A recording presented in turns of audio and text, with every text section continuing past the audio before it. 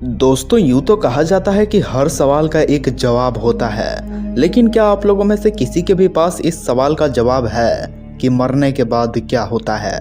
इस सवाल का जवाब तो हर कोई जानना चाहता है, लेकिन अगर देखा जाए तो इसका जवाब आज तक किसी के पास भी नहीं है। आज हम इसी सवाल को गहनता से जानने का प्रयास करने वाले हैं। तो हेलो एंड नमस्कार दोस्तों, मैं हूं आपका दोस्त और होस्ट हर्षित तिवारी और आप स्पेस एंड हिस्ट्री ज्ञान चैनल से जुड़े हुए हैं। मरने के बाद क्या होता है? दोस्तों, देखा जाए तो इस सवाल का जवाब अरबों लोगों को पता है, लेकिन अफसोस की बात यह है कि अब वह इस दुनिया में नहीं रहे। तो क्या हमारे पास कोई ऐसा रास्ता नहीं है जिससे हम जिंदा लोग यह बात जान सके कि मरने के बाद आखिर होता क्या है? दोस्तों, मैं हमारे शरीर की बात नहीं कर रहा हूँ, क्योंकि या तो हम सबको पता है कि मरने के बाद या तो हमारे शरीर को जला दिया जाता है या दफना दिया जाता है, और अगर ऐसा ना भी किया जाए तो हमें यह पता है कि मरने के बाद हमारा शरीर धीरे धीरे डिकम्पोज हो जाएगा और मिट्टी में मिल जाएगा। मैं बात कर रहा हूँ हमारी आत्मा, चेतना और हमारे कॉन्शियसनेस की। दोस्तों देखिए, जैसे कि अभी आप हैं, आपका अस्तित्व है, तो आप अपने अस्तित्व को महसूस कर पा रहे हैं। आपको पता है कि मैं हूँ, और ये जो मैं वाली भावना है ना दोस्तों, यही है आत्मा। हमारा सवाल ये है कि मरने के बाद आखिर हमारी यह आत्मा कहाँ जाती है? अलग अलग धर्मों में इसे अलग अलग तरीके से बताया गया है, लेकिन एक चीज जो हर माइथोलॉजी में सेम ही रहती है वो है कि मरने के बाद हमारी आत्मा अमर रहती है। और यह एक दो ग्रंथों में नहीं बल्कि लगभग सारे ग्रंथों में इस बात को कहा गया है। और विज्ञान का भी यही मानना है कि आत्मा एक ऊर्जा है और ऊर्जा कभी नष्ट नहीं हो सकती है। मौत एक ऐसी कड़वी सच्चाई है जिसका सामना एक न एक दिन हमें जरूर ही करना है। साइंस भले ही कितने भी डेवलप क्यों ना हो जाए, मगर वह इस प्रकृति के नियम को कभी भी नहीं तोड़ सकते हैं। अच्छा चलिए, आप खुद से ही इस सवाल को पूछने का प्रयास करिए कि आपने क्या कभी अपने सपने में धुंधलेपन को महसूस किया है? क्या आपको कभी ऐसा लगा है कि आप जीनों पे चढ़ रहे हैं? क्या आपने अपने आप को कभी बादलों के बीच उड़ते हुए महसूस किया है? क्या आपको कभी ऐसा लगा है कि आप किसी धुंधले बर्फीले रेगिस्तान में अकेले हैं? क्या आपको कभी ऐसा लगा है कि किसी ने आपको बांध दिया हो और आप हिल नहीं पा रहे हैं? और क्या आप कभी सपने में किसी ऊंची इमारत से नीचे गिरे हैं? यदि हाँ, तो ये बताइए कि जमीन पर गिर जाने के बाद जब आप मर जाते हैं तो उसके बाद क्या होता है? ये शायद अभी आपको याद नहीं आ रहा होगा। चिंता मत करिए, मैं बताता हूँ आपको। दोस्तों, मर जाने के बाद क्या होता है और क्यों होता है? जमीन पर गिरने के या तो कुछ समय पहले आपकी नींद टूट जाएगी या फिर आपका सपना टूट जाएगा। और ऐसा इसलिए होता है क्योंकि हमें सपना हमारा दिमाग ही दिखा रहा होता है, और खुद हमारे दिमाग को भी यह बात नहीं पता होती है कि मरने के बाद आखिर होता क्या है। अगर आप किसी भी रिलीजन को मानते हैं, हिंदू, मुस्लिम, क्रिश्चियंस, तो आपकी माता ने आपको यही बताया होगा कि मरने के बाद अच्छे लोग स्वर्ग में जाते हैं और बुरे लोग नरक में।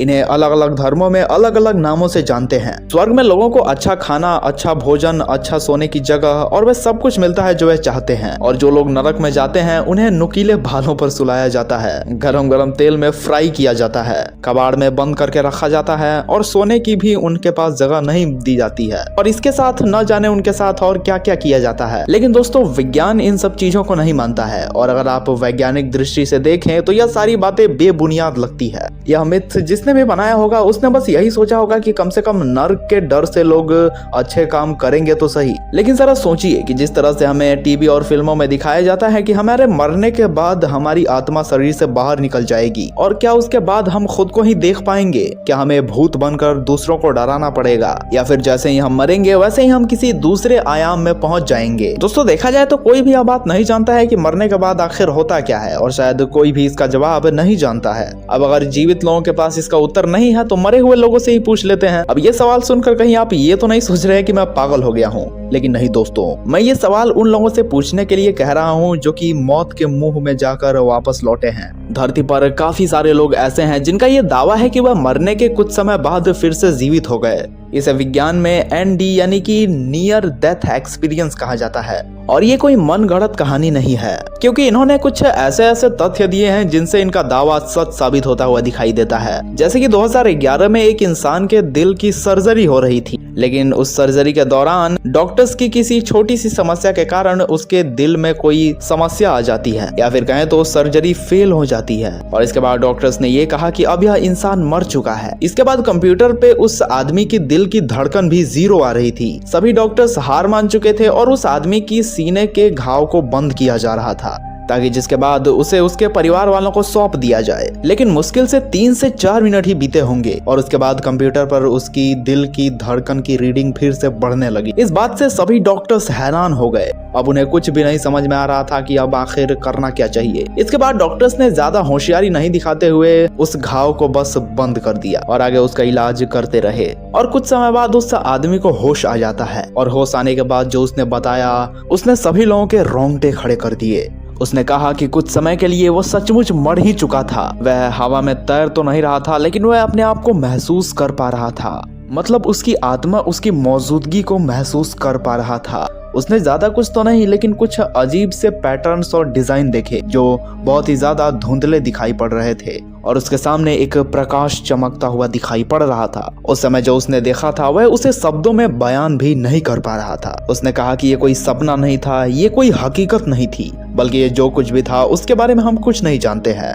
उसे निश्चित रूप से यह बात पता नहीं थी कि वह कितनी देर के लिए मरा था, लेकिन उसने ये भी कहा कि कुछ समय के बाद उसके सामने बिल्कुल काला अंधेरा हो गया और फिर जब वह होश में आया तो वह हॉस्पिटल में था। ऐसी एक घटना हो चुकी है हार्वर्ड मेडिकल स्कूल के एक प्रसिद्ध न्यूरोलॉजिस्ट एबन अलेक्जेंडर के साथ। एबन उसी स्कूल में 15 सालों से बच्चों को न्यूरोलॉजी भी पढ़ाते थे और खुद दिमाग की रिसर्च और स्टडी भी करते थे। इन सब के बीच एक बहुत बड़ा फैक्ट ये भी था कि वह एक बहुत बड़ी दिमाग की बीमारी से जूझ रहे थे। उनके दिमाग में बैक्टीरिया मेनिंजाइटिस नाम की एक बीमारी थी, जिसके कारण धीरे धीरे उनका दिमाग डिस्ट्रॉय हो रहा था। इसलिए वह न्यूरोलॉजी की सहायता से जल्द इस बीमारी का इलाज ढूंढने में लगे थे। लेकिन एक दिन काम करते समय अचानक से उनके सिर में बहुत भयानक दर्द हुआ और इसके कुछ समय बाद वह बेहोश हो गए।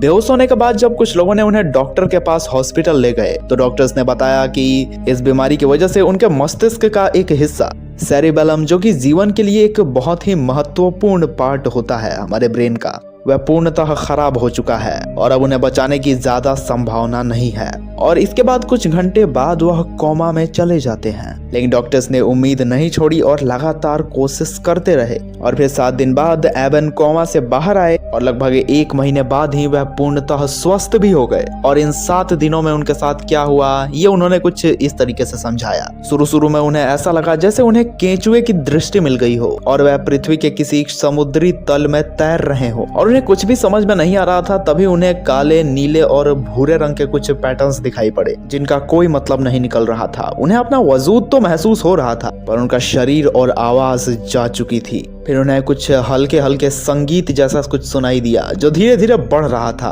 और इसके साथ ही वह धुंधलापन भी खत्म होता जा रहा था। तभी उनके सामने एक बहुत ही तेज प्रकाश आया और इसके बाद उन्होंने देखा कि वह एक सुंदर वादी में प्रवेश कर रहे हैं। उनका शरीर वहां नहीं था, लेकिन उन्हें ऐसा लग रहा था कि वह किसी तितली के पंख पर पड़े धूल का एक कण जैसे हैं। वह ऐसी बहुत सारी तितलियां थी जो कि आसमान की तरफ उड़ती ही जा रही थी। फिर उन्होंने देखा कि वह तितलियां अंतरिक्ष और ब्रह्मांड को पार करते हुए एक अद्भुत जगह पर पहुंची, एक ऐसी दूरी जो मानो कभी खत्म ही नहीं हुई। और तभी उनके सामने एक बहुत तेज प्रकाश आया और इसके बाद वह सब कुछ धुंधला हो गया और इसके बाद उन्हें कुछ भी दिखाई नहीं दिया। और फिर जब ये दोबारा होश में आए तब ये कोमा से बाहर आ चुके थे। दोस्तों, ऐसी एक दो नहीं बल्कि कई सैकड़ों ऐसी घटनाएं हैं जो कि ऐसे कुछ खास लोग ही महसूस किए हैं और हम चाह कर भी ना उसके बारे में सोच सकते हैं और ना ही कभी वह महसूस कर सकते हैं। नियर डेथ एक्सपीरियंस के कुछ मरीज तो शब्दों में अपनी बातों को बयां भी नहीं कर पाते हैं कि आखिर उनके साथ हुआ क्या था। अगर कोई व्यक्ति इन घटनाओं को रिकॉर्ड करके इस पर कोई फिल्म भी बनाना चाहे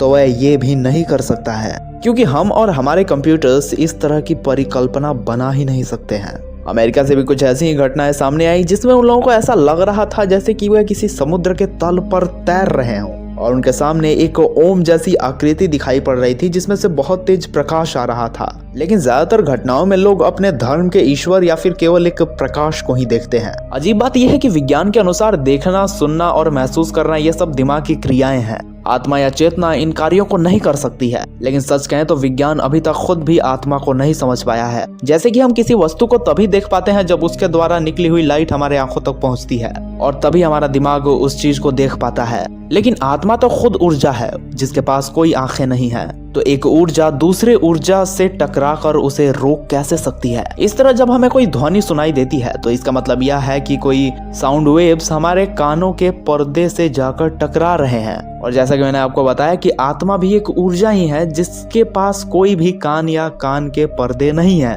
तो आत्मा कोई ध्वनि सुन कैसे सकती है। दोस्तों कुछ भी हो, लेकिन हमें बस इतना पता है कि हमारे अंदर कुछ तो ऐसा है जिसके कारण हमें जीवित हैं। इसको समझने के लिए आप इस बात को समझिए कि मान लीजिए कि वैज्ञानिकों ने किसी शरीर की रचना कर ली। उन्होंने कई सारे इंसान को जिनका खून और डीएनए बिल्कुल एक ही है, उनमें से किसी एक का मस्तिष्क, किसी के दिल, किसी के फेफड़े, किसी की चमड़ी इत्यादि निकाल कर एक नए इंसान की रचना करने की सोची। सुनने में बेवकूफी लगता है, लेकिन चलिए मान लेते हैं कि वैज्ञानिकों ने सच में ऐसा किया। उन्होंने हर चीज बिल्कुल उसी क्रम में लगाई जैसे कि एक इंसान के शरीर के अंदर की संरचना होती है, और ये भी मान लेते हैं कि वो 100% कामयाब भी रहे। तो वह निर्मित इंसान क्या सचमुच खड़ा होकर चलने लगेगा?